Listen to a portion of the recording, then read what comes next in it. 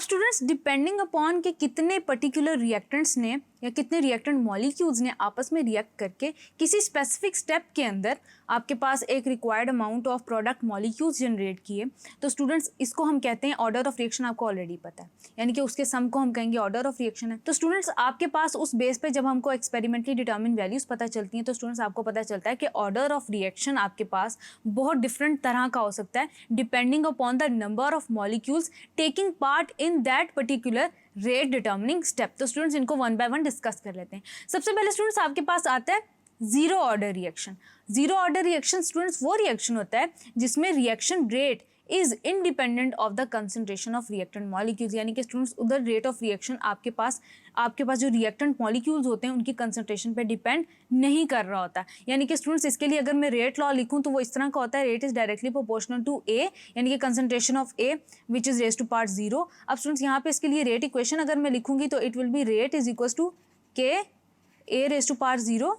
अब स्टूडेंट्स ये आपके पास 1 के इक्वल होता है। आप क्या करते हैं स्टूडेंट्स, इसके लिए आप ये क्योंकि स्टूडेंट्स आपके पास जीरो हो जाता है तो स्टूडेंट्स आप क्या करते हैं कि इनके यूनिट्स जो होते हैं, क्योंकि स्टूडेंट्स हमने यूनिट्स को पर्टिकुलरली डिस्कस करना है ताकि हम अगर हमें इससे रिलेटेड कोई ऑब्जेक्टिव क्वेश्चन है तो हम उसको अच्छे से सॉल्व कर सकें।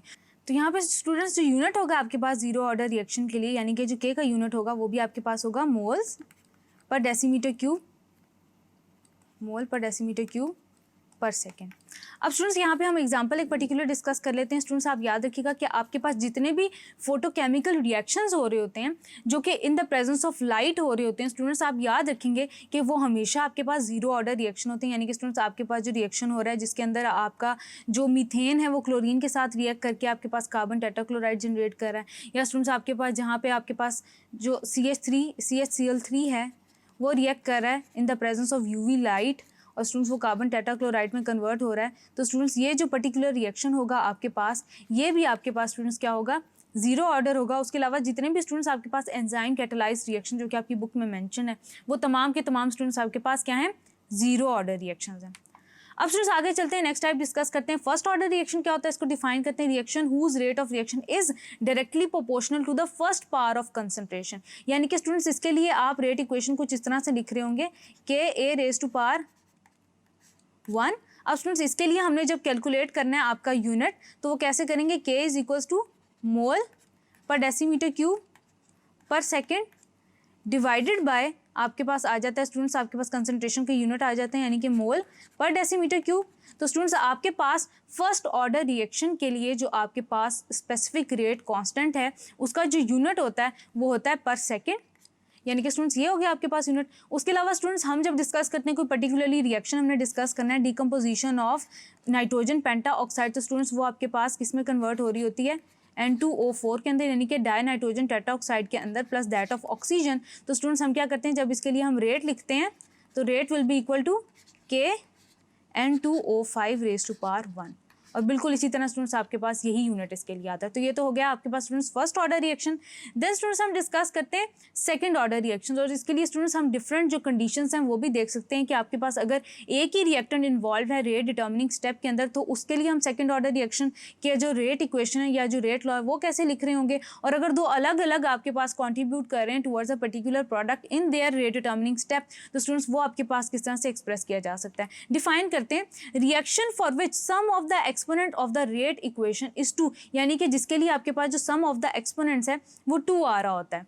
तो स्टूडेंट्स इसके लिए हम पर्टिकुलरली किस तरह से हम रेट इक्वेशन लिख के हम इसके लिए यूनिट्स डिफाइन कर सकते हैं। फॉर एग्जांपल स्टूडेंट्स हम यहाँ पे ये पर्टिकुलर रिएक्शन लिख रहे हैं। अब स्टूडेंट्स क्या होगा, हम इसके लिए लिखेंगे रेट, के की वैल्यू हम साइड पे लिख देंगे। रेट आपको पता है कि मोल पर डेसीमीटर क्यूब पर सेकेंड होता है। अब यहाँ पे स्टूडेंट्स 2 दफ़ा आपके पास जो है ना कंसनट्रेशन के यूनिट्स यूज़ हुए हैं, मोल पर डेसीमीटर क्यूब इंटू मोल पर डेसीमीटर क्यूब। इसको स्टूडेंट्स मैं ट्वाइस लिख रही हूँ ताकि आपके लिए आसानी हो समझने में। अब ये एक क्वांटिटी कैंसिल हो जाएगी। अब आपके पास स्टूडेंट्स जब न्यूमरेटर में जाएगी वैल्यू तो ये आपके पास कुछ ऐसी होगी, यानी कि जो इसके लिए आपके पास स्पेसिफिक के यूनिट होंगे वो होंगे मोल पर मोल प्लस 3 यानी कि क्यूब एंड पर सेकेंड। तो ये स्टूडेंट्स आपके पास सेकेंड ऑर्डर रिएक्शन के लिए आपके पास जो वेलोसिटी कांस्टेंट है उसके लिए ये पर्टिकुलर वैल्यू होगी। आगे चलते हैं स्टूडेंट्स, इसके लिए हम एग्जाम्पल डिस्कस कर लेते हैं कि पर्टिकुलरली हम कौन सी एग्जाम्पल इसके अंदर डिस्कस कर सकते हैं।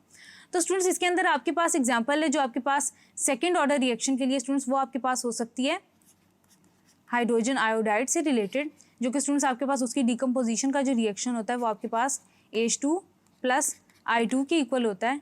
यानी कि स्टूडेंट्स इसके लिए जब हम रेट लिखेंगे, रेट इक्वेशन लिखेंगे, तो वो स्टूडेंट्स हम कुछ ऐसे लिख रहे होंगे।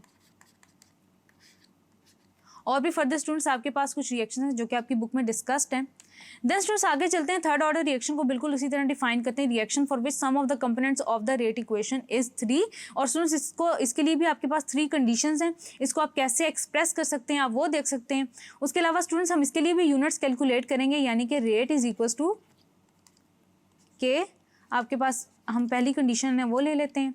सबसे पहले स्टूडेंट्स हमने क्या करना है, के को हम साइड पर करेंगे। रेट के लिए आपके पास यूनिट्स होते हैं मोल पर डेसीमीटर क्यूब पर सेकेंड। देन स्टूडेंट्स आपके पास आ जाता है मोल पर डेसीमीटर क्यूब, फिर इसको मल्टीप्लाई करते हैं मोल पर डेसीमीटर क्यूब से, फिर इसको हम अलग अलग करके लिख लेते हैं मोल पर डेसीमीटर क्यूब।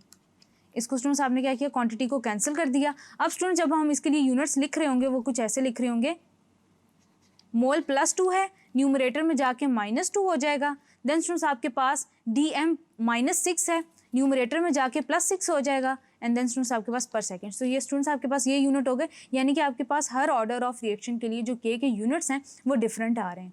देन स्टूडेंट्स हम आगे चलते हैं, हम देखते हैं कि कौन सा पर्टिकुलर रिएक्शन है जो इसके लिए हम एग्जाम्पल के लिए लिख सकते हैं। तो स्टूडेंट्स हमने एक reaction at the start discuss किया था कि नाइट्रिक ऑक्साइड आपका हाइड्रोजन के साथ रिएक्ट कर रहा होता है, तो वो जनरेट कर रहा होता है आपके पास N2 + 2H2O, यानी कि इसके लिए हम रेट कुछ ऐसे लिख सकते हैं कि आपके पास आ गया, ये इसकी फर्स्ट पार के इक्वल है एंड आपके पास हाइड्रोजन की फर्स्ट पार के इक्वल है। यानी कि स्टूडेंट्स आपके पास ये दोनों पर्टिकुलर जो रिएक्टेंट्स होते हैं ये आपकी प्रोडक्ट मॉलिक्यूल्स की तरफ कंट्रीब्यूट कर रहे होते हैं। तो 1 + 1 इनका जो ऑर्डर आएगा आपके पास वो 2 के इक्वल होगा। यानी कि स्टूडेंट्स हमने अलग से भी ऑर्डर इस तरह से कैलकुलेट करके लिखना होता है।